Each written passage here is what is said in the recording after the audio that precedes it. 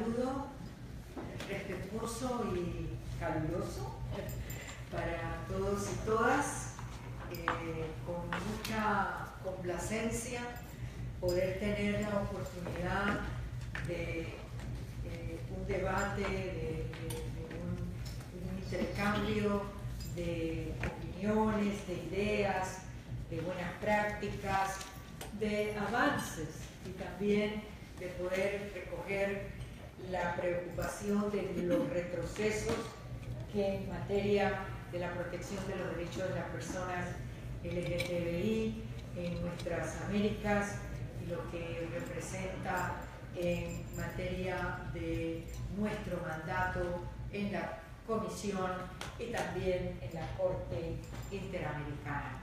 Agradeciendo el apoyo y el respaldo del juez Patricio Pazmiño, que en la tarde de hoy nos acompaña.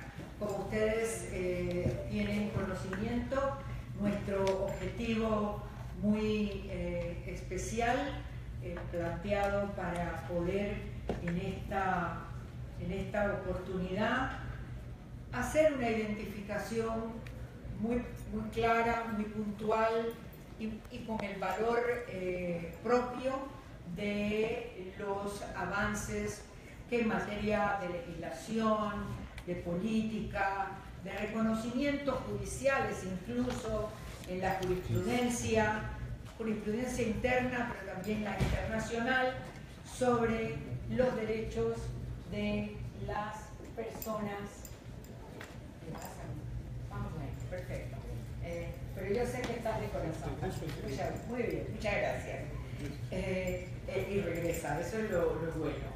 Pero también es un momento muy importante para exponer una gran preocupación que representa para la defensa, vigencia y exigibilidad de los derechos humanos de este grupo que con los avances hemos podido lograr una visibilización, pero con el gran temor hoy de posiciones jurisdiccionales que pueden ser realmente muy preocupantes en esta defensa de derechos.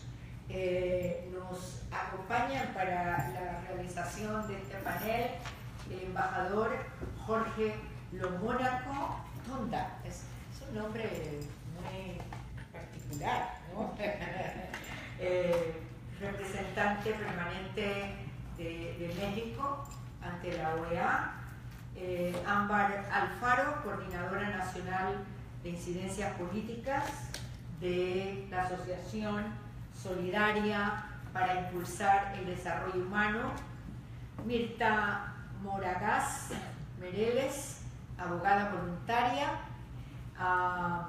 Adriana, el Grupo de los Derechos de las Lesbianas en Paraguay. Jonathan Matthews, Jonathan, fundador y director general de Venezuela Diversa, fundador de Inmigrantes y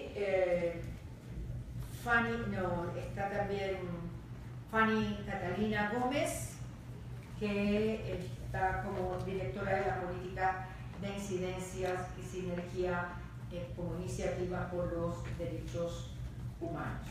Como les decía, me acompaña en la conducción de este panel el juez Pazmiño. Entonces, como parte de la metodología, vamos a darle la palabra. Van a ser 10 minutos para exponer precisamente junto con esta proyección de nuestro objetivo. Yo solo iniciaría con una reflexión muy puntual. La región tiene dos grandes posiciones: una sociedad que hace un reconocimiento de derechos con legislaciones, con jurisprudencia, pero otro sector de la sociedad que puede quedar en una posición de fomentar discriminación, fomentar odios y desconocimiento de dignidad humana, en el sentido de que tenemos todas las personas humanas, todos los seres humanos. Entonces, con esta visión de estas dos realidades, vamos a escuchar en primer lugar a el representante permanente de México en nuestra organización. Muchas gracias, señora comisionada. Pues, muchas gracias por la invitación y por su participación y por supuesto, antes que nada, agradecer a la coalición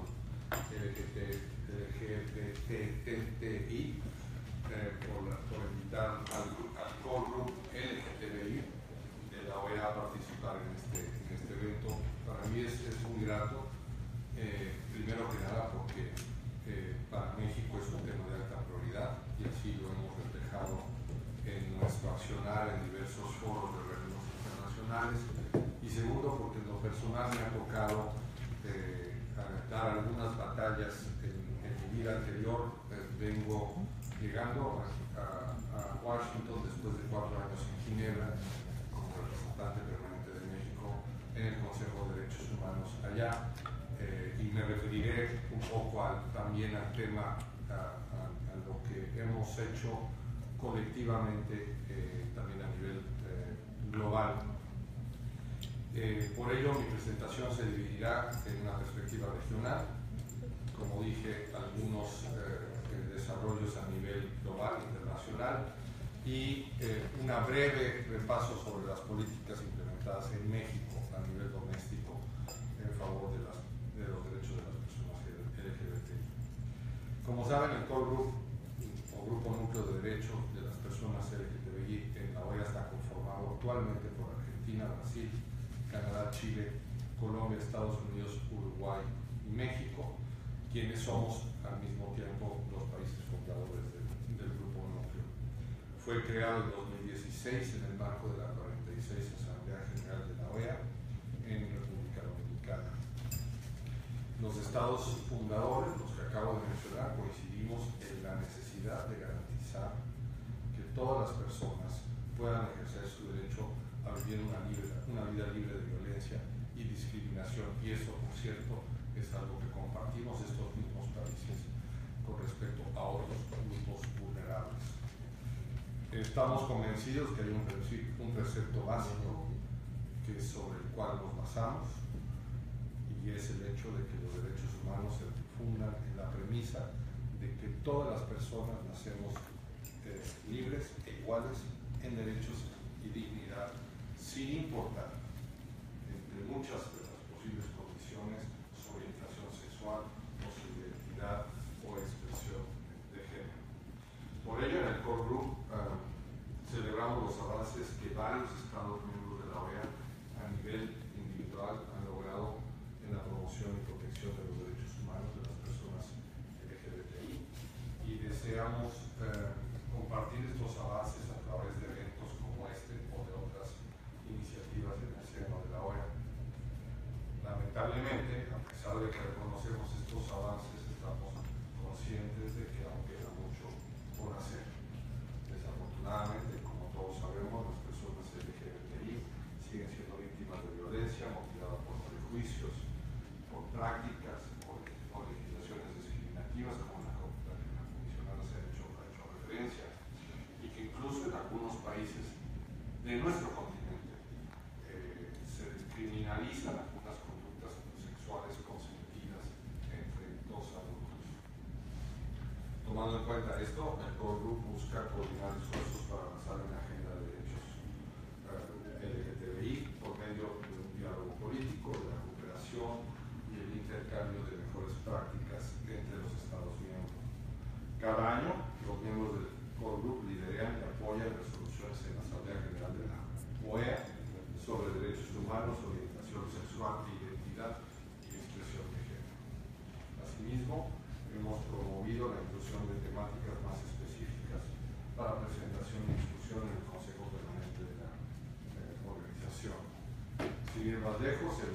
pasado 29 de diciembre solicitamos a la Presidencia del Consejo Permanente por segundo año consecutivo la inclusión del tema del Día Internacional de la Memoria Trans en la agenda del Consejo Permanente como parte de este objetivo del diálogo político con otros Estados miembros. Quiero dar la bienvenida a mi colega y amigo del embajador de Uruguay, compañero de batalla, de esta batalla y de otras, pero de esta en particular.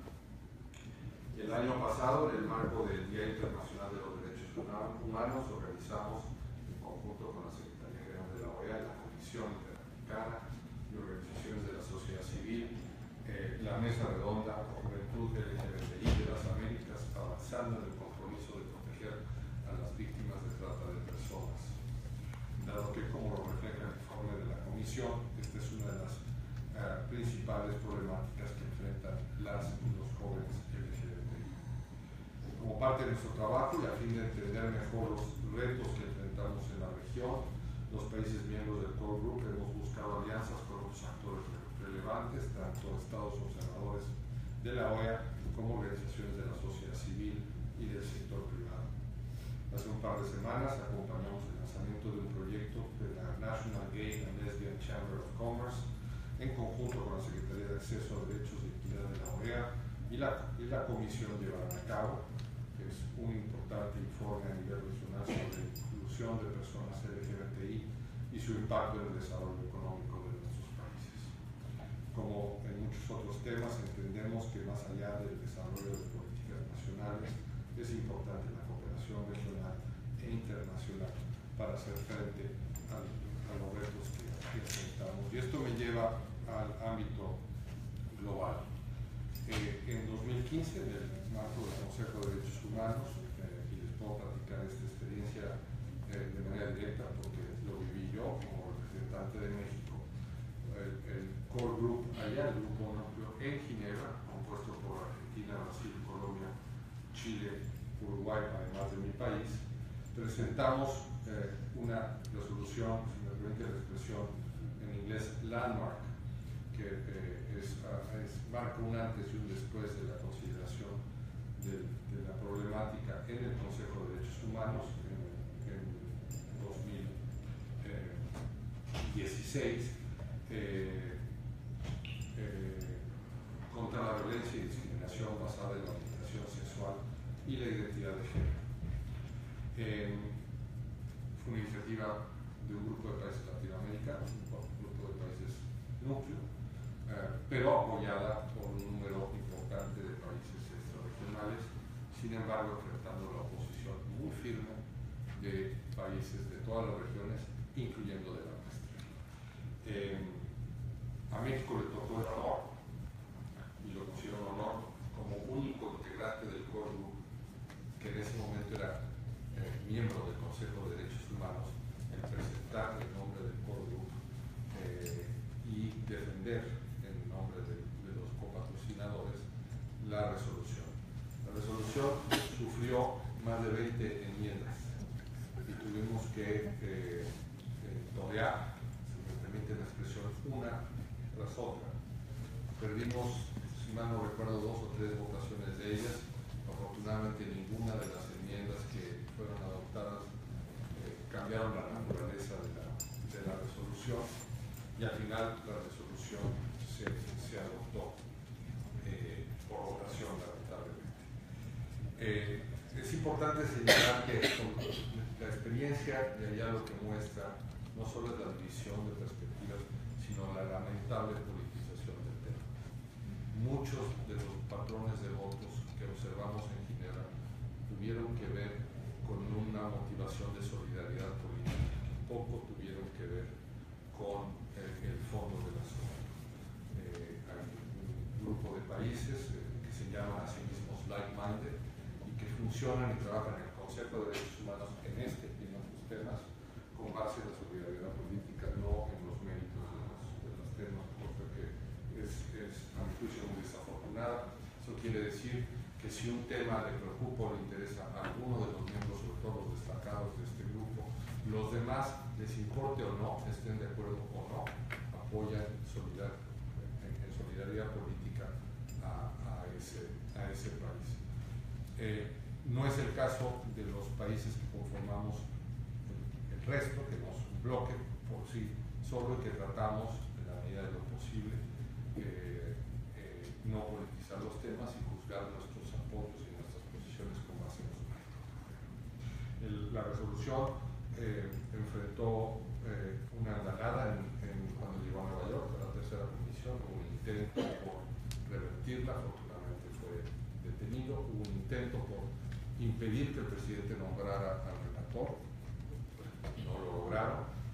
El relator desafortunadamente acaba de renunciar poco antes de que saliera yo de Ginebra por razones personales, de enfermedad, y ahora en estos días, o supongo que en breve, el presidente del Consejo deberá presentar a consideración del Consejo el nombramiento de otro relator. Hay 7 u 8 candidatos, todos ellos muy sólidos, que esperamos continúen con el trabajo del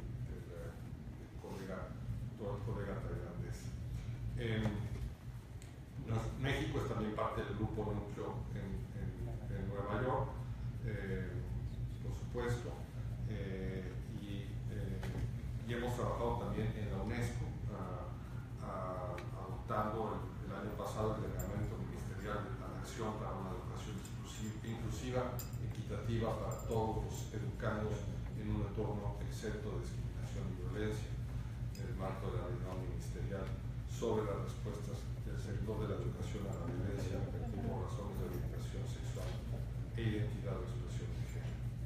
En dicha reunión ministerial se presentó el informe Out in the Open, el cual señala que la violencia homofóbica y transfóbica en la escuela es un problema mundial, y en algunos países, lamentablemente, el 85% de los estudiantes LGBT son víctimas de violencia, en tanto que el 45% de los estudiantes transgénero abandonan la escuela por la misma razón.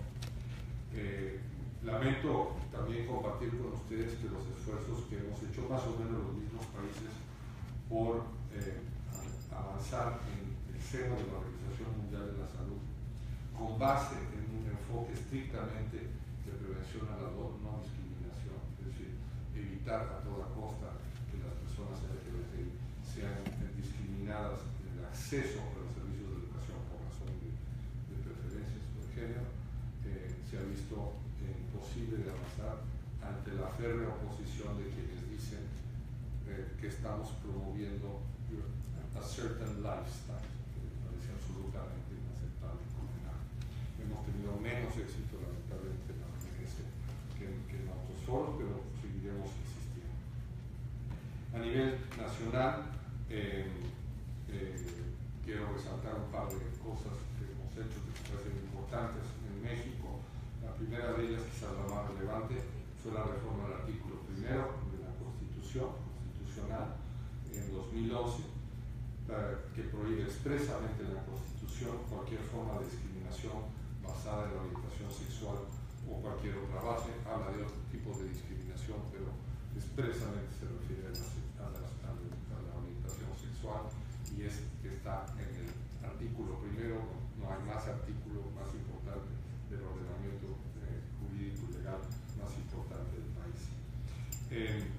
El año pasado, al encabezar la conmemoración del Día Nacional, tenemos un Día Nacional de la lucha contra la homofobia, el presidente Enrique Peña Nieto definió distintos ejes de acción, a partir de los cuales quisiera destacar algunas de las acciones desarrolladas por distintas agencias de mi gobierno. Primero que nada está el Consejo Nacional para Prevenir la Discriminación, que está desarrollando la encuesta nacional sobre discriminación en México, que en conjunto con la encuesta sobre discriminación hacia personas de la diversidad sexual y género tiene como finalidad generar información sobre las experiencias de discriminación que enfrentan las personas por orientación sexual, identidad o expresión de género. El propio CONAPRED, que es como se le llama en corto a esta comisión, coordina el desarrollo de la elaboración de 2 estudios relacionados con las personas LGBTI, uno sobre condiciones de vida y experiencias de discriminación, y otro, un estudio cualitativo para conocer las condiciones de vida de las personas intersexuales en México. cuyos datos servirán para identificar obstáculos que enfrentan las personas y elaborar, lo más importante, la evaluación y elaboración, si fuera el caso, de nuevas políticas en diversos ámbitos como el educativo, el laboral o el de la salud. Acceso a la justicia, muy importante. La Suprema Corte de Justicia elaboró el protocolo de actuación para quienes imparten justicia en casos que involucren la orientación sexual o la identidad de género, lo cual busca hacer visibles las situaciones que las personas LGBTI pueden enfrentar, informar sobre los derechos humanos que las protegen y sugerir consideraciones prácticas que puedan resultar útiles en la impartición de justicia. La Secretaría de Salud de México ha elaborado un protocolo para el acceso sin discriminación a la prestación de servicios, basado en el mismo espíritu que me referí de la lucha que damos en la OMS. Quiero cerrar, también se me acaba el tiempo. Traté de hacer un breve tour de force regional, global y nacional de las principales iniciativas que México, en lo individual y en muchos casos de manera colectiva, impulsa para promover y proteger los derechos de las personas LGBT. Esto no quiere decir de ninguna manera, como lo dije al principio de la intervención, que la tarea está finalizada. Los informes como el de la Comisión de los CIDH y este tipo de eventos ponen de manifiesto que lamentablemente queda mucho por hacer. Desde el desarrollo de marcos normativos apropiados, su correcta implementación, la recolección de información más precisa, hasta la promoción, quizás lo más importante a mi juicio, de un cambio cultural. Debe ser absolutamente inaceptable, debe haber un rechazo social en todos nuestros países y en todas las organizaciones a cualquier acto de discriminación contra las personas LGBT. Es un cambio de chip, si me permite. Seguiremos trabajando y agradezco de nuevo la oportunidad para haber participado y estaré atento de las demás intervenciones si hay oportunidad de responder preguntas. Muchas gracias. Muchas gracias, embajador. Bueno, un aplauso. Quiero destacar la presencia de la delegación de Argentina. Muchísimas gracias por acompañarnos. Del embajador de Uruguay, Hugo Cruz, me suena así también un apellido especial. Y también quisiera destacar una información aquí del apoyo técnico, que tenemos que celebrar hoy una nominación de Víctor Madrigal de Costa Rica. Ya me imagino que todos ustedes tienen conocimiento, experto independiente, se le ha designado como experto independiente hoy. Sí, así que hay que destacar eso como representante por independiente y destacando también que Víctor fue el creador de la unidad LGTBI en la CIDH. Entonces, también un aplauso para Víctor, que esté con nosotros, ¿no?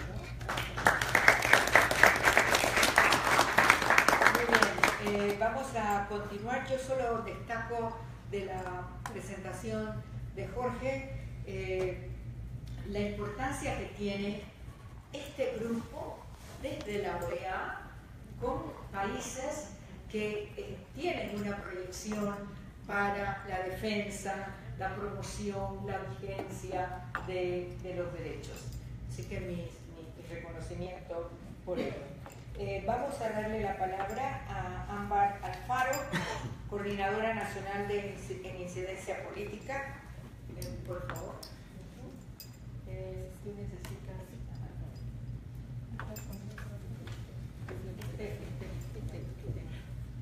Para pasarlo para allá, para ver si no se nos produce un caos. No creo que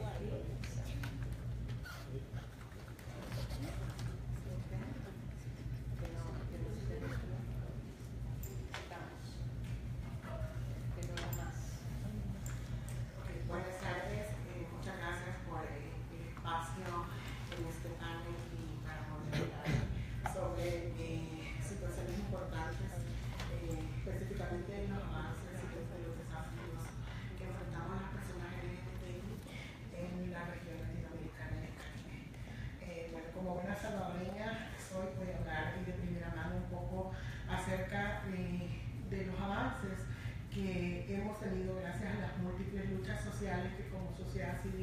impulsamos dentro de nuestros estados, dentro de los estados de nuestros países y de los gobiernos.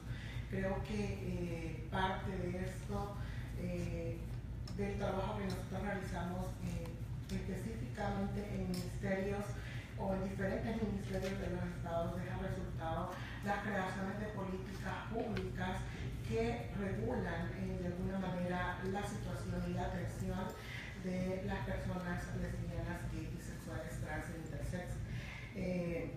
En El Salvador, específicamente el Ministerio de Seguridad y Justicia está impulsando una política pública con respecto a la atención de las personas LGBTI. También la Fiscalía General de la República ha dado inicio o pie para poder trabajar también una política pública específicamente para regular el tema de la situación de las personas LGBTI y que atañen con los quehaceres de su ministerio. Sin embargo, creemos de que a pesar de esto no contamos con herramientas más grandes que tienen que ver con la legislación. Específicamente para las personas trans, a pesar de estar impulsando en nuestro país lo que es la ley de identidad de género, es decir, una ley que permita que nos permita a las personas trans el poder contar con documentos de identificación acorde a nuestra expresión de identidad de género y que nuestro nombre no vaya ligado con nuestros genitales.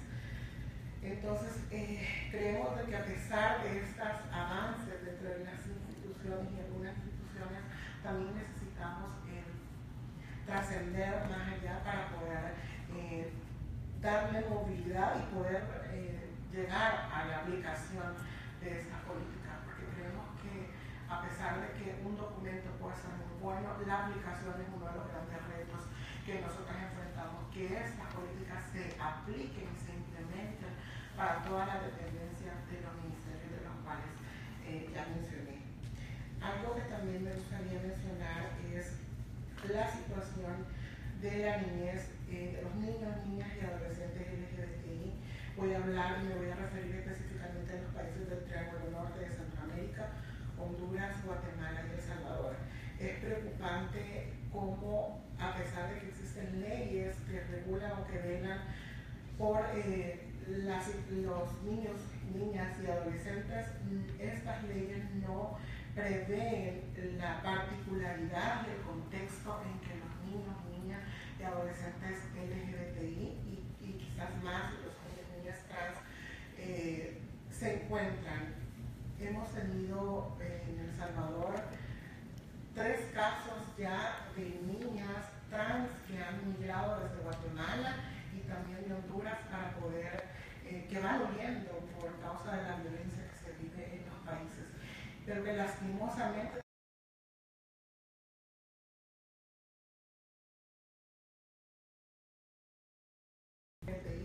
es algo que no se regula porque todavía no se ha trabajado o no se tiene lo que es el acceso a una educación inclusiva y libre de violencia por razones de orientación sexual, identidad o expresión de género.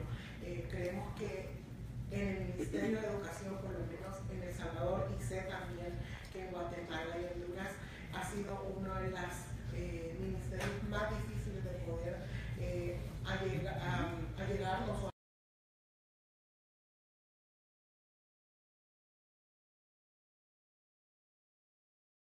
de la discriminación que vivimos las personas trans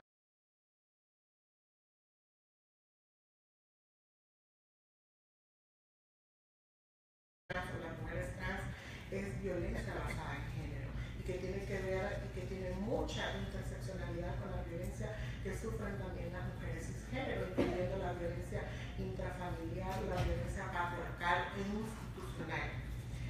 Entonces, quiere decir que no existe un marco legal positivo que regule la situación de las mujeres trans, a pesar de que existen ya leyes que hablan acerca de la violencia basada en género.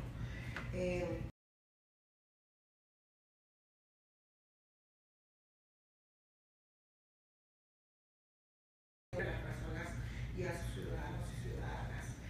También creemos importante la aprobación de una ley que regule la situación de lo que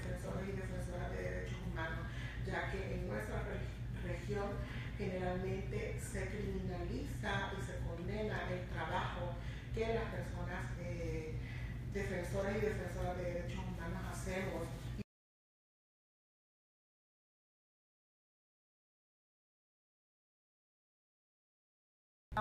Estas situaciones dentro de la Procuraduría para la Defensa de los Derechos Humanos y lo seguiremos haciendo.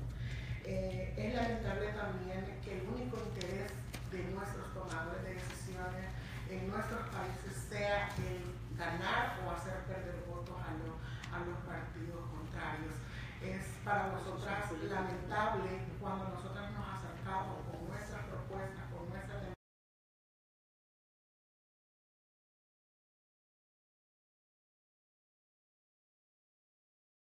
Es así, Morales. Sí. Bueno, muchas gracias. La señora comisionada justamente dio como la introducción de la que yo me quiero referir, que tiene más que ver con los retrocesos y los desafíos que tenemos con relación a los derechos de las personas LGTBI. Y en ese sentido empezar mencionando un contexto general de retrocesos que hay en nuestra región.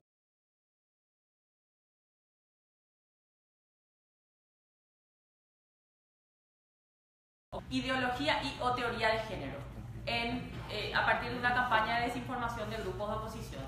Entonces, el Ministerio de Educación saca esta resolución, además ni siquiera se toma la molestia de verificar la existencia real y que estos materiales efectivamente existan, lo cual está todavía en duda porque creemos que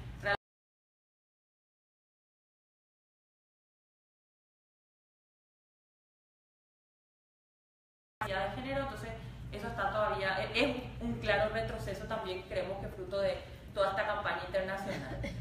Y por otro lado también nos preocupa que en este espacio de la OEA y principalmente en la Asamblea General de la OEA, la influencia de estos grupos tiene más que nada que ver con evitar que se puedan avanzar en los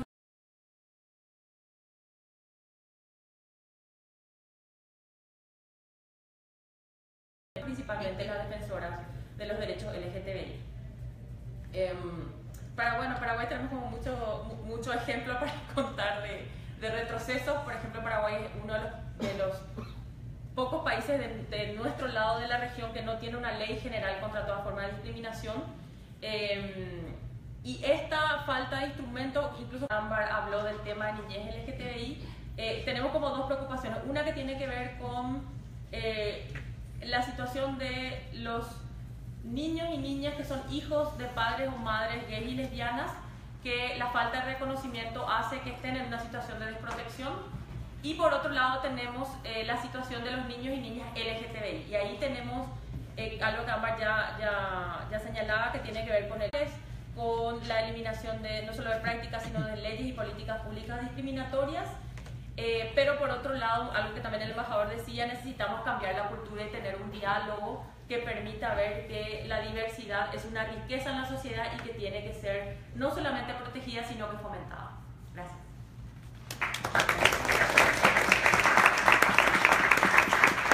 Gracias, Mirta.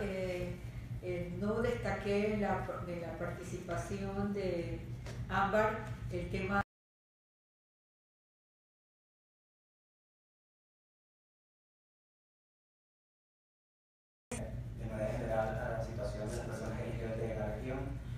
y cabe destacar que con mucha valentía, determinación y de forma sostenida los activistas, sus organizaciones han venido enfrentando los enormes desafíos que implican los índices de violencia y transfobia.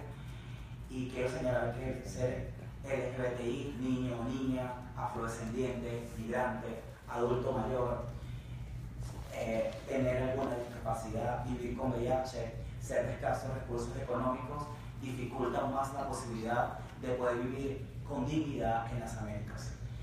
Hemos alcanzado mejoras legislativas institucionales en algunos países de la región.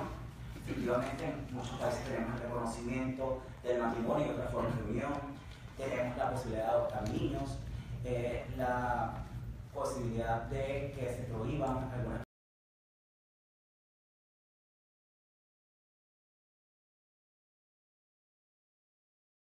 mujeres y otros defensores hacen en relación a este tema. Nuestra región sigue sufriendo enormes desigualdades en cuanto a lo que se refiere al acceso a la vivienda de las personas LGBTI, en lo que se refiere a la posibilidad de desenvolverse desde un punto de vista económico y poder dar autonomía. Para lo que se refiere al trabajo, tenemos siguiendo teniendo trabajos de escasa remuneración. Muchas compañeras trans ven entre la opción de la estética o del trabajo sexual para poder sobrevivir. Los hombres gays actualmente en países como por ejemplo Venezuela, que me voy a referir más adelante, están actualmente ejerciendo trabajo sexual en las vías públicas para poder conseguir ingresos adicionales para sustentarse. Todos estos fenómenos que están ocurriendo en la región y que tienen distintos orígenes terminan impidiendo que nosotras y nosotros podamos vivir con dignidad. Y he hecho hincapié en varias ocasiones con el tema de vivir con dignidad, porque no se trata, como me decía en algún momento por teléfono un compañero que se encuentra en Venezuela, yo aquí estoy en exilio actualmente, y me decía, Jonathan, aquí en Venezuela no estamos viviendo, estamos sobreviviendo. Ya no solamente tengo que vivir con el hecho de ser gay, sino que tengo que sobrevivir para que el SIDA no me mate. Y si no me mata el SIDA, me mata la delincuencia o la misma revolución bolivariana que habla de inclusión, que habla del derecho a la vida y del buen vivir. En el caso específico de Venezuela, para el marzo de 2005, en el 754 periodo de sesiones de la Comisión Interamericana de Derechos Humanos, Venezuela Diversa estuvo alertando sobre el incremento de los crímenes de odio y actos de discriminación que atentan contra el derecho a la vida y la seguridad personal de las personas LGBTI en distintos estados de Venezuela. Hablamos de los tratos de inmigrantes, la desigualdad en los centros de salud, educativos, penitenciarios,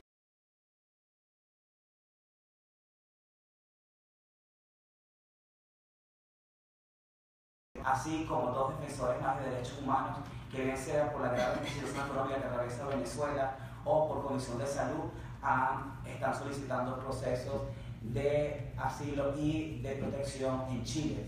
Vemos cómo los LGBTI en Venezuela, motivados a la situación que vivimos, está haciendo que la población LGBTI emigre. En Venezuela me gustaría decir con orgullo de que hemos avanzado, como algunos de los compañeros que han hablado acá y compañeras que han hablado acá el día de hoy.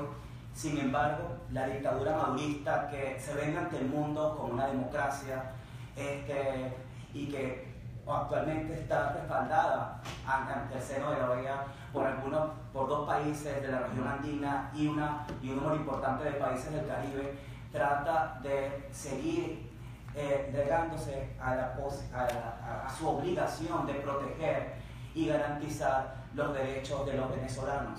Y eso impacta enormemente en la población LGBTI, porque no permite entonces que nuestra población, que es un grupo históricamente vulnerado, igual que las mujeres, los niños, los adultos mayores, puedan tener acceso a alimentación y a medicación y a medicinas. La enorme crisis humanitaria que hasta hoy funcionarios del gobierno, por diversas razones, en su mayoría, tienden a desconocer la terrible situación que está atravesando nuestro país y cómo esto impacta y revictimiza a los grupos vulnerados en Venezuela. Estas situaciones van impactando con mayor fuerza a las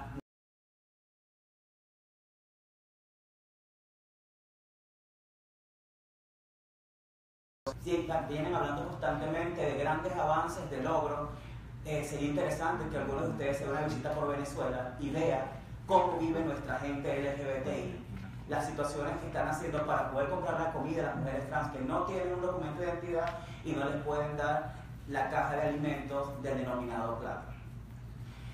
Entonces, en línea general, la crisis que afecta a Venezuela impacta sobre la población LGBTI y no nos permite poder seguir avanzando en la conquista de los derechos humanos fundamentales, de la protección legal. Desde el exilio, pido la solidaridad de todos ustedes para mis hermanos LGBT y la población venezolana en general, porque se está hablando de la vida, de la educación, del trabajo, de la posibilidad de vivir cada día con dignidad. Entonces, quedo de la solidaridad de ustedes para con este tema de Venezuela, y que a los que están aquí, que son funcionarios, representantes de misiones diplomáticas, poder hablar e interceder en cierto modo por los grupos más vulnerables de nuestro país. Reitero, personas LGBTI, niños, adultos mayores que actualmente están sin medicina y sin alimentos en Venezuela. Muchas gracias. Muchas gracias, Jonathan. Creo que destaca, Jonathan, algo que quiero precisar también, la importancia del trabajo de defensores y defensoras de derechos humanos, particularmente de defensores de personas, de los derechos humanos de las personas LGTBI, que hay que hacer un énfasis en la necesidad de una protección especializada. La Comisión tiene ya un informe de país que se ha preparado para colocar a Venezuela y hemos hecho en las distintas oportunidades de audiencias y que hemos tenido la oportunidad de recoger una posición fundamentalmente en el tema de las limitaciones que hay ahora mismo en lo que abastecimiento de no solo de alimentos, sino también de medicamentos, ¿no? Que está colocando en riesgo la vida de muchas personas, y en particular una situación muy puntual con este grupo humano. Gracias, Jonathan. Ahora, Fanny, Catalina, para concluir este panel y luego dar la oportunidad al público para algunas preguntas. Muchas gracias, doctora. Bueno, primeramente agradecer el espacio, a la CDH, a la Corte Interamericana, a la comisionada moderada, al embajador Mayor Saludo y a todas y todos los representantes de las distintas misiones de los Estados miembros de la OEA. Quería primeramente dar un reconocimiento al trabajo que viene haciendo la coalición de organizaciones LGBTI ante la OEA, una coalición que se creó hace 10 años, una coalición que hace un gran trabajo de incidencia a nivel nacional de los países de la región y en los espacios políticos como la Asamblea General de la OEA, la CIDH y la Corte. Aquí una breve cuña: esperamos con gran ansia la notificación de la sentencia de la Corte en relación con la opinión consultiva número 24, para ver cómo se interpreta la solicitud hecha por el Estado de Costa Rica. Bueno, esta coalición comprende actualmente 52 organizaciones de 26 países de la región de América Latina y el Caribe, 3 de las cuales tengo el gran honor de compartir en esta mesa con ASPID, Red Trans, Venezuela Diversa y AINEA. Bueno, como ya lo dijeron mis compañeras y compañeros, en los últimos 5 años en la región de América Latina ha habido un gran avance en materia de protección de derechos humanos de personas lesbianas, gays, bisexuales, trans. Me atrevería yo a decir que la región de América Latina es la región en la cual, a nivel mundial, donde ha habido mayor número de avances en materia de políticas públicas, legislación, reconocimiento, jurisprudencia, etc. Y esto se ha debido realmente al liderazgo de muchos de los países de la región, incluyendo los países del Core Group, pero también del fuerte activismo de la sociedad civil organizada en los países de la región. Eso es importante decirlo. En ese sentido, también tomamos nota que el próximo informe de la Comisión Interamericana va a versar sobre buenas prácticas a nivel en derechos de personas LGBT en la región. Entonces, tenemos que, si bien la mayoría de los países de la región han adoptado medidas sumamente progresistas, un ejemplo muy concreto que ya fue mencionado aquí, pero vale la pena resaltarlo, son las medidas para el reconocimiento del derecho de personas a modificar su nombre y componente de sexo a través de legislación o medidas estatales en localidades o países como Argentina, Colombia, Uruguay, Ciudad de México, entre otros. Observamos también que actualmente están en trámite distintos proyectos de ley en Chile, El Salvador y Guatemala. Sin embargo, por ejemplo, en relación con Chile, dudamos que haya suficiente tiempo para aprobar la ley de identidad de género antes del cambio de gobierno, y eso nos preocupa altamente. También se reconoce el matrimonio entre personas del mismo sexo, o la unión entre personas del mismo sexo en un gran número de países como Argentina, Uruguay, Chile, Estados Unidos, Canadá, México, entre otros. Asimismo, un gran número de países han adoptado políticas y medidas de no discriminación. A mí quería tomar un momento para agradecer como un gran avance, notamos como un gran avance la creación del Core Group, el grupo de apoyo del cual ya el embajador habló en el 2015. Instamos también a otros miembros, a otros Estados miembros de la OEA que se sumen a este Core Group, y también también hacemos un llamado formal a los miembros del Core Group a que coordinen acciones a nivel interno de sus países en consulta con organizaciones de la sociedad civil para promover la adopción de medidas concretas de manera que se avance específicamente en esta materia en los países de la región. Sin embargo, como bien dijo el embajador, queda aún mucho para hacer. Vemos con preocupación retrocesos importantes en varios países de la región, como bien lo dijo Mirta, con la presencia mucho más fuerte de voces y grupos antiderechos que tienen eco o están representados en las distintas ramas del poder público en muchos de los países de la región. Seguimos, por ejemplo, observando cómo la violencia por prejuicio continúa cobrando la vida de personas LGBT en la región. Seguimos siendo víctimas de violencia y discriminación por prejuicio, incluso en países en los cuales ha habido un gran avance a nivel de políticas públicas, legislación y entre otros. También, como se fue afirmado aquí, es importante resaltar que el informe de violencia de la Comisión Interamericana, que fue aprobado y publicado hace 2 años, tiene igual de importancia y eco en el día de hoy. Sabemos que la gran mayoría de asesinatos y actos de violencia contra personas LGBT en la región quedan impunes. Y esto se debe y también en ese informe la Comisión Interamericana hace referencia a los gran número de obstáculos que presentan personas LGBT para presentar denuncias. También sabemos que esta impunidad está asociada con falencias en los procesos investigativos y que también la mayoría de estas investigaciones se basan en prejuicios y estereotipos contra personas LGBT. También vemos que en muy pocas jurisdicciones se han adoptado medidas afirmativas o inclusivas para garantizar derechos de personas LGBT, la educación, el empleo, la salud, vivienda, entre otros derechos económicos y sociales. También, como lo mencionaba el embajador, desde la sociedad civil vemos con preocupación que en el Caribe siguen existiendo jurisdicciones que mantienen vigentes leyes que criminalizan relaciones sexuales consentidas entre adultos del mismo sexo, y también por lo menos un país que prohíbe el uso de prendas de vestir que están socialmente asignadas a otro género.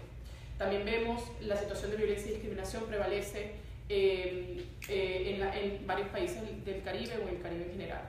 En caso del acceso a la justicia para personas LGBT en el Caribe, los obstáculos son aún mayores porque están relacionados también con el miedo que tienen personas LGBT específicamente de denunciar porque la misma legislación interna les considera criminales. Vemos con muchísima preocupación cómo la presión de grupos conservadores en países como Chile, Ecuador, Bolivia, Colombia, Brasil, Paraguay, Perú se están armando bajo la contienda de "con mis hijos no te metas" y a favor de una familia que en realidad termina siendo una familia no diversa, una familia tradicionalmente reconocida, y afirmamos que esto no es un tema de libertad de expresión, sino de promoción del odio y de difusión de prejuicios que genera discriminación y violencia. Además, también esto tiene una repercusión muy importante y muy preocupante en relación con amenazas contra defensores y defensoras de derechos de personas LGBT. Quisiera destacar algunos de los retrocesos específicos que vemos. En Bolivia, por ejemplo, como ya fue mencionado acá, pero más concretamente, el 9 de noviembre de 2017, el Tribunal Constitucional declaró inconstitucional un artículo de la Ley de Identidad de Género que establecía que las personas trans tenían derechos económicos, sociales, civiles y políticos. Si bien el Tribunal Constitucional hizo una aclaratoria la semana pasada, indicando que las personas trans no están sometidas a la situación, la ley, la decisión no implica que las personas trans sean sometidas a discriminación, consideramos que en realidad la aclaratoria no fue tal aclaratoria y más bien queda mucha duda en relación con cómo se va a implementar esto en este artículo de la Ley de Identidad de Género en Bolivia. En Ecuador, por ejemplo, también, a pesar de que se ha anunciado la existencia de centros de rehabilitación de adicciones donde se internan las personas en contra de su voluntad o de manera coaccionada o coercitiva con el pretendido objetivo de modificar su orientación sexual e identidad de género, y si bien hubo un compromiso presidencial en 2014 para abordar esta problemática, y si bien es cierto que algunos de estos centros han cerrado, la existencia de estos centros o clínicas de deshomosexualización siguen siendo una realidad en Ecuador hoy en día. Además, preocupa el contexto social actual de marchas, nuevamente como lo mencionaba antes, que ha generado también un alto nivel de violencia y amenazas contra defensoras y defensores de derechos humanos de personas LGBT en Ecuador. Asimismo, también notamos con preocupación como el 25 de noviembre pasado se aprobó una ley para prevenir y erradicar la violencia contra las mujeres en Ecuador, que sacó del texto toda mención a orientación sexual y identidad de género. Sin embargo, tomamos nota que la Constitución de Ecuador, como la Constitución de Bolivia, reconocen la no discriminación en materia de orientación sexual y identidad de género, siendo de las constituciones más avanzadas en nuestra región. Entonces, notamos también con preocupación que en Perú, por ejemplo, en junio del 2016, el Ministerio de Educación había aprobado una resolución para incluir en el currículum nacional el enfoque de igualdad de género y también la necesidad de tener una educación sexual integral. Sin embargo, esto fue retirado gracias a la presión de grupos conservadores. En Brasil, Y ya estoy cerrando, por ejemplo, también vemos con preocupación una sentencia emitida en septiembre de este año por un juez federal que avalaba la utilización de terapias de conversión por parte de psicólogos. Por otro lado, nos informan también organizaciones de Brasil que había una reducción de financiamiento en ministerios y en secretarías en materia de derechos de personas LGBT y en derechos humanos en general. También existe una gran preocupación por los asesinatos y la violencia que existe contra personas LGBT en Brasil. Sabemos que en lo que va de 2017 ya se ha superado el número de asesinatos de personas LGBT del año anterior. Entonces, a pesar de seguimos muy preocupados por esta situación, en este sentido instamos a los estados a que se pronuncien a favor del Estado laico y que emitan claros mensajes de aceptación, diversidad y respeto por los derechos humanos de todas las personas sin discriminación con base en la orientación sexual y identidad de género, y de cero tolerancia ante actos, ya estoy cerrando, y de cero tolerancia ante actos de violencia y discriminación con base en la orientación sexual y identidad de género, como bien categóricamente lo ha hecho el embajador acá. También instamos a los estados a que adopten medidas específicas para proteger la vida y la integridad de defensoras y defensores. No me queda más que agradecer este espacio y el espíritu de colaboración.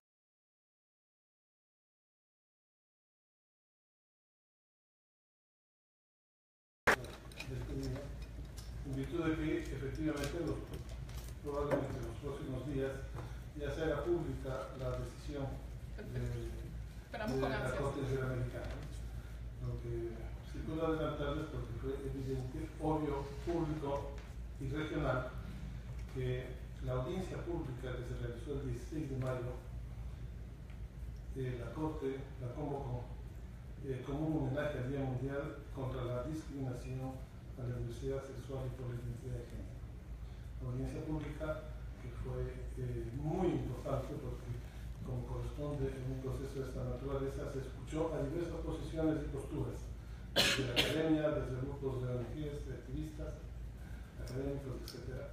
Y la FAM de esta audiencia permitió a la Corte alimentarse de las más distintas opiniones y reflexiones para, lo que yo sí puedo señalar, es en una perspectiva de desarrollo, avance progresivo de los derechos, definir determinados conceptos a nivel internacional en el marco del sistema interamericano que vayan en la línea de garantizar, profundizar y ampliar derechos.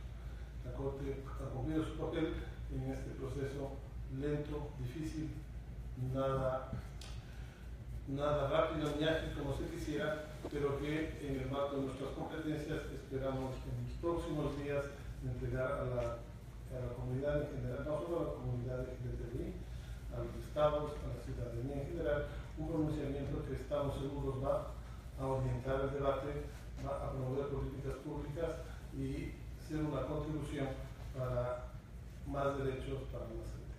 Muchas gracias. Muchas gracias, estimado juez.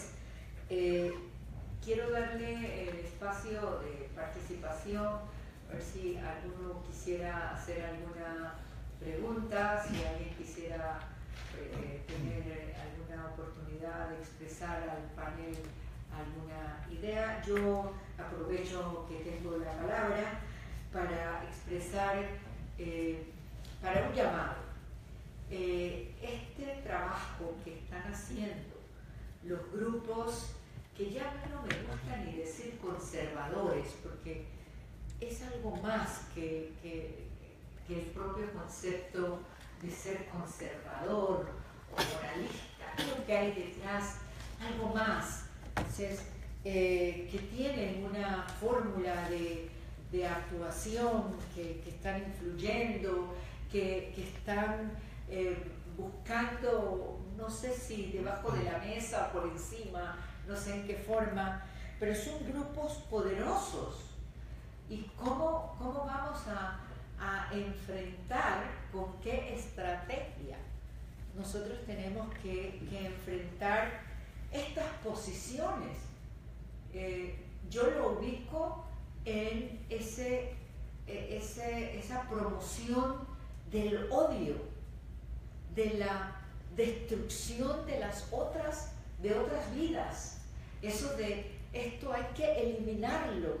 Entonces, creo que tenemos un argumento, pero nos hace falta plantear una estrategia que nos permita enfrentar esa fuerza que representan las posiciones de estos grupos. Cuando en todos nuestros países esto de la ideología de género, que yo creo que cuando lo dicen no saben ni qué están diciendo, pero lo reiteran de tal forma que produce, alguien lo dijo, una situación de pánico frente a esta realidad. Entonces, abro la mesa para el panel, para alguna intervención. ¿Hay alguien que quisiera decir algo? Muy bien. Muchísimas gracias. Soy Stefano Fabeni, trabajo con Fanny Sinergia. No, justamente haciendo referencia a lo que Fanny dijo, y así como a la presentación del embajador de Mónaco sobre el tema de los desafíos de la resolución en la ONU, yo quisiera justamente reiterar el tema de la resolución en la OEA. El año pasado, la verdad que, bueno, no, este año, en Cancún, la resolución de la ONU, de la OEA, ha sido en peligro, precisamente por las mismas razones que ahora la comisionada, la doctora Rosalía Tritín está subrayando. Yo creo que, de hecho, sí, hemos visto por la primera vez un bloque de países de esta región que no están tan disponibles al diálogo. Creo que esta es una situación que va a plantearse en el futuro y probablemente va a ser aún más fuerte. Y en ese sentido me gustaría hacer un llamado al core group, a ver, en el sentido de lo que decía Fanny, precisamente más allá del trabajo que se hace acá en Washington, ver cómo se puede colaborar más con los grupos a nivel locales. Esto es algo que hemos experimentado. El compañero Daniel Cámara de la misión de México estaba en Cancún y lo experimentamos, este trabajo por parte de la coalición con los compañeros y las compañeras en las capitales, en los países, y quien estaba en la Asamblea General. Entonces es un invito a que se pueda trabajar más allá del trabajo que se hace acá en Washington, en la OEA, que este trabajo se pueda también replicar a nivel local con todos los compañeros y las compañeras de la sociedad civil que no están acá. Muchas gracias. Muy bien. ¿Alguien más? Muy bien. Bueno, en calidad de que se mencionó esta mesa como una mesa de debate, yo sí quisiera aprovechar la oportunidad. Yo represento a una organización que está basada en el estado de Guanajuato, en México. Nosotros venimos trabajando por el reconocimiento de la identidad de género en Guanajuato desde hace casi ya 2 años, y hemos visto una discrepancia de criterios a nivel de tribunales colegiados de circuito en relación al reconocimiento de la identidad de género por la vía administrativa. Es preocupante que en México, por ser un país confederado, hay criterios que se mantienen en Tlaxcala, en Baja California, en Michoacán, y que en el estado de Guanajuato, del cual soy yo oriundo, por ser el estado más conservador del país, el sesgo le llega a un tribunal colegiado de circuito que es perteneciente al Poder Judicial de la Federación y que no debería ser así. Aprovechando que existe representación del Estado mexicano, pues quisiera hacer de su conocimiento este tema, y que curiosamente la Suprema Corte de Justicia de la Nación se ha negado a traer los 12 casos que le hemos presentado para que lo haga. Adicionalmente quisiera anotar que existe pues tal vez un doble discurso en el Estado mexicano, porque si bien pertenece al core group y ha hecho cierto nivel de advocacy a nivel internacional, a nivel local hay que apuntar que las 4 acciones que señalaba el representante del Estado mexicano, el protocolo de la Suprema Corte lo venía trabajando Estefanía Vela desde 2011, o sea, no corresponde al sexenio de Peña Nieto. La reforma al artículo primero tampoco le corresponde, y las acciones de CONAPRED yo se las adjudicaría más al trabajo tan afortunado que tiene Alexandra Hassel al frente de la CONAPRED, en función de que ella además tiene una trayectoria a favor de los derechos de las personas LGBT. Y si bien el protocolo de la Secretaría de Salud es algo a resaltar, pues se trata más bien de una excepción a que si bien Enrique Peña Nieto mandó esta directriz a generar diferentes acciones en el gobierno federal, después hubo un arrepentimiento que se vio muy claramente por parte del secretario de Educación Pública y también que se vio en la votación en la Comisión de Derechos Humanos de la Cámara de Diputados, al momento de que la totalidad de las diputadas y diputados pertenecientes al partido del presidente de la República votaron en contra de la reforma de la Constitución para la inclusión de la identidad de género y el matrimonio entre personas del mismo sexo en la Constitución, así como la reforma al Código Civil Federal para la inclusión de estas posibilidades. Entonces, pues yo sí quisiera llamar la atención en ese sentido porque a nivel internacional muchas veces como país nos promocionamos de una manera, pero al interior están sucediendo otras cuestiones, precisamente situaciones que pasaron con posterioridad al momento en que emergió el Frente Nacional por la Familia, que es el símil de estas organizaciones que hemos apuntado, por ejemplo, en el caso del paro. O sea, la consecuencia de la presión de estas organizaciones sí tienen consecuencia incluso en la forma en la que un mismo gobierno después de un año cambia su postura. Entonces, bueno, yo nada más quería dejar eso sobre la mesa porque me parece que no es lo más congruente anunciarnos a nivel internacional con una postura cuando pasan otras cosas a nivel nacional. Muchas gracias. Gracias. ¿Alguna otra persona detrás? ¿Qué tal? Buenas tardes. Mi nombre es Lucas Mendoza, soy asesor de Santiago Cantón, secretario de Derechos Humanos de la provincia de Buenos Aires. Yo quisiera retomar con sumo interés lo que mencionaba la comisionada respecto de el diseño de una estrategia para lidiar con estos nuevos discursos que se presentan hoy en día, porque lo cierto es que estos discursos se están presentando con una coherencia y con una consistencia intrínseca que mucha gente que puede estar en desconocimiento total puede tomarlo con suma seriedad. Entonces, una estrategia seria, con una voz autoritativa, que se encargue de deconstruir los mitos y los prejuicios que contienen todos estos discursos, creo que sería sumamente interesante. Cuando hablamos de ideología de género, cuando escuchamos conceptos de reclutamiento de personas hacia el homosexualismo, de la promoción de que niños sean niñas y que niñas sean niños de manera indiscriminada, bueno, esa confusión tan generadora de miedo, diría yo, y cuando la gente es infundida de ese miedo teme y discrimina lo que teme, sería bueno quizás poder contar con un pronunciamiento claro, detenido y técnico que quizá la Comisión o alguno de los sistemas interamericanos que pudiera coadyuvar también se encargue de desgranar todo eso, de modo tal de que podamos tener una herramienta a la cual se pueda recurrir autoritativa, con lo que el trabajo de la Comisión ya tiene hecho en su historia, como para poder avanzar en ese camino de contrarrestar estas voces que lamentablemente se ve que cobran cada vez más fuerza. Y esa estrategia me parece que en los próximos años va a ser clave para sumarla a los debates que hagamos en esta materia. Muchas gracias.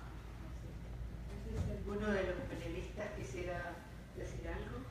Sí. Gracias. Muchas gracias. Yo primero quiero tratar de reaccionar al comentario de la estrategia que deberíamos tener. Yo creo que hay que insistir en hacer cosas pequeñas y cosas grandes. Y utilizar todas las vías abiertas, desde cosas pequeñas, relativas, simbólicas si se quiere, que fue el módulo que puso CONAPRED en Cancún durante la asamblea de la OEA, o el arreglo para los baños públicos, que son más bien actos simbólicos si se quiere, pero que son importantes, a las iniciativas regionales o globales, y desde luego el trabajo doméstico que hay que seguir. Y hay que seguir trabajando en todas las vías, porque en efecto lo que estamos discutiendo hoy, así como el resto de los problemas de discriminación y en su caso violación de derechos humanos, se está dando en un espacio muy lamentable en el que hay una normalización del discurso de odio en general. Y esa normalización del discurso de odio lo vemos en este país además también. En ese contexto estamos obligados a redoblar esfuerzos. Recuerdo una discusión, por eso quiero acabar con el tema con el que acabé mi intervención, de la importancia de estigmatizar la discriminación, cualquier clase de discriminación, y ciertamente la discriminación que estamos hablando aquí. Recuerdo una discusión sobre la resolución que pretendía competir con la que promovió el Core Group en Ginebra, que era la resolución de la familia, la resolución muy mañosa que a través de la definición y la defensa de la familia trataba de socavar. Y recuerdo al representante de un país decir, a ver, la familia está conformada, tiene una sola conformación, es un hombre, una mujer y los hijos de él, o sea, los de él. Entonces estamos hablando de que el reto, los grupos conservadores o reaccionarios, si les queremos llamar, los grupos religiosos, y cuando pienso en los grupos religiosos no puedo evitar recordar las palabras del Papa Francisco, que habría que recordárselo a cada uno de los párrocos y curas de las pequeñas iglesias. Who am I to judge? A mí me parece esa la frase clave del líder de la Iglesia Católica, la religión principal por mucho de nuestra región, que hay que recordarle todos los días a los que tratan de revertir los avances. En México hay muchos problemas, en efecto, pero el avance que ha habido, y no se lo acredito a ningún presidente, se lo acredito a México, y no se lo acredito a ningún individuo, Alejandra Caso, que tiene un mérito enorme, pero hay una serie de instituciones que han venido trabajando desde hace muchos años, y el avance en México en los últimos 15 años es notable, y eso no quiere decir que estemos ni de cerca de donde deberíamos estar. Muchas gracias. Bueno, ¿hay alguien más para concluir? Con esta intervención concluimos. José Manuel Rodríguez, de la Organización del Perú. Me parece, y informando un poco lo que debería ser una estrategia, pienso que también es importante incluir en estrategia espacios para LGBT a nivel político, estrategias políticas, que participen en órganos políticos. Pienso que aunado a este trabajo que se puede hacer sobre los argumentos, tenemos que tener gente dentro de las instituciones que puedan realmente rebatir esto, porque lo que nosotros encontramos con estos grupos conservadores, al menos se nota mucho en el Congreso peruano, es que ellos tienen un curul en el Congreso. Y el LGBT, bueno, necesita también tener gente representativa en los órganos funcionales. Muchas gracias. Bueno, agradecer profundamente esta sesión en la que uno recoge tanta información, recoge tantas realidades con las que estamos todos comprometidos.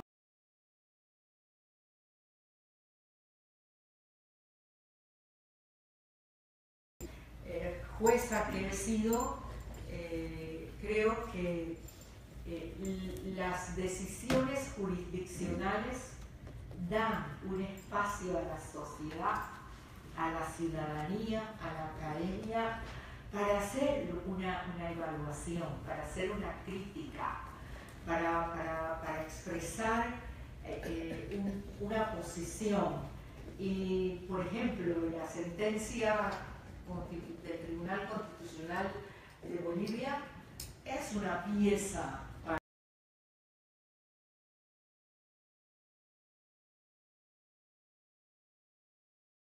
decisiones que podamos asumir.